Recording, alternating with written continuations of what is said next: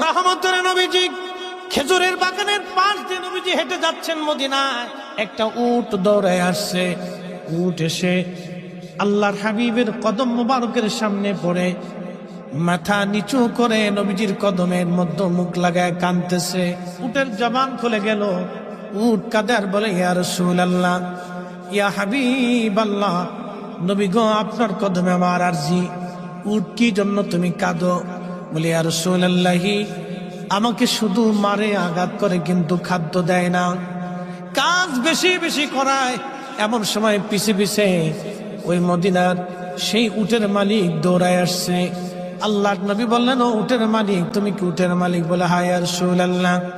তুমি কি তাকে খাবার কম দাও, কাজ বেশি করাও এবং মাঝে মধ্যে তারে পিঠাও? বলে, ইয়া রাসূলুল্লাহ, কি করে আপনি জানলেন?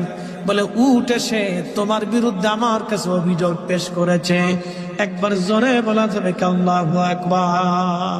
বিশ্ববিখ্যাত আল্লাহর একজন ওলি ছিলেন, তার নাম হযরত মালিক ইবনে দিনার আল ইরাকি আল বসরি রাহমাতুল্লাহ আলাইহি।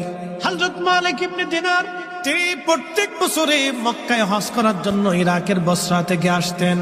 এক বছর তিনি হজে আসলেন, হজ শেষ করলেন।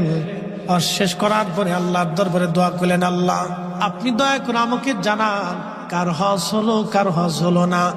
আপনি দয়া করে আমাকে একটু জানান আল্লাহ। উনি দোয়া করলেন, কান্নাকাটি করলেন, আল্লাহ, এত মানুষ হজে আসলো, কিন্তু দোয়া কবুল হলো কি হলো না জানা নাই। আল্লাহ রাব্বুল আলামিন রাত্রিবেলা হযরত মালিক ইবনে দিনারকে স্বপ্ন দেখাইলেন, মালিক রে, সবার হজ আমি আল্লাহ কবুল করেছি, সবার জীবনের গুনাহ আমি আল্লাহ মাফ করে দিয়েছি, কিন্তু একজন মানুষের দোয়া এবং একজন মানুষের হজ আমি আল্লাহ কবুল করি নাই, এবং একজন মানুষকে আমি আল্লাহ ক্ষমা করি নাই। লক্ষ লক্ষ মানুষ আমি মাফ করছি, কিন্তু একজনকে মাফ করি।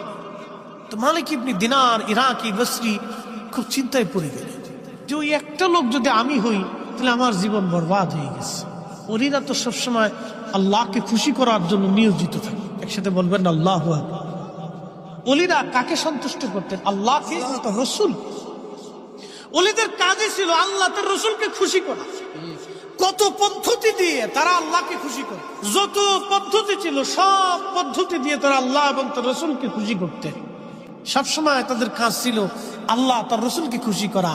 আর আমরা হয়েছি ব্যতিক্রম, আমাদের কাজ হলো খালি শয়তানকে খুশি করা।